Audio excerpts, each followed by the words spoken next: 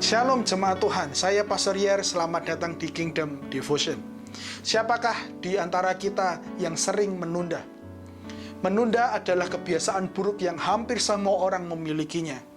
Kita selalu berpikir bahwa waktu masih ada dan kita menunda pekerjaan kita. Kita berpikir bahwa kita perlu istirahat sejenak, rehat sejenak, dan kita akan melakukan pekerjaan nanti. Dan kita menunda apa yang harus kita kerjakan. Dan seringkali waktu tidak terasa berputar begitu sehingga kita kehabisan waktu dan tidak punya lagi kesempatan untuk mengerjakan yang kita tunda. Menunda adalah sebuah kegiatan yang membuat kita gagal mengerjakan apa yang harus kita lakukan. Hari ini kita akan belajar dari Boas. Boas adalah seseorang yang rajin, yang perkataannya dapat dipercaya, dan dia tidak menunda untuk melakukan hal yang baik. Di pasal 3 ayat 13, Boas berkata kepada Rut bahwa esok hari aku akan mengurus penebusanmu, supaya aku dapat menikahi engkau, supaya aku dapat menebus engkau. Dan tepat di pasal 4 ayat 1 dikatakan seperti ini, bahwa Boas telah pergi ke pintu gerbang dan duduk di sana. Pasal 4 ayat 1 mengatakan bahwa Boas telah ada di sana duduk untuk mengurus apa yang harus dia urus supaya Rut bisa ditebus dan dia bisa menikahi Rut. Jemaat Tuhan yang saya kasihi, apa yang dapat kita pelajari di sini? Mari kita tidak menunda untuk melakukan hal yang baik. Jangan pernah menunda untuk melakukan hal-hal yang harus kita lakukan. Alkitab kita berisi begitu banyak instruksi petunjuk dari Allah Bapa supaya kita taat dan melakukan segala sesuatunya. Tetapi seringkali kita berpikir bahwa kita masih ada waktu. Kita berpikir bahwa mungkin aku bisa melakukan hal yang lain dan kita menundanya.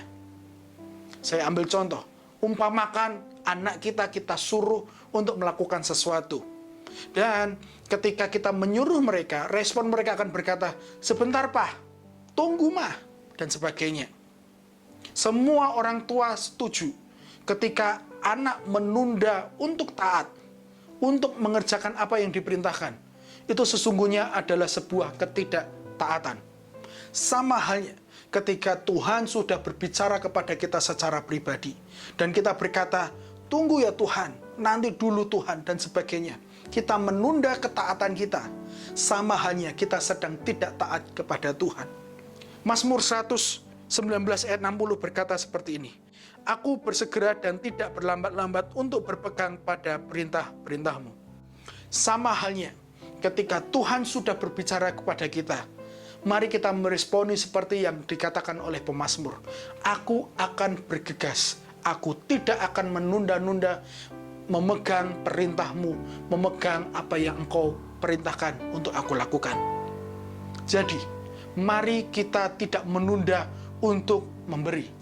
Mari jangan menunda untuk melakukan kebaikan. Mari jangan menunda untuk beribadah jika sudah waktunya beribadah.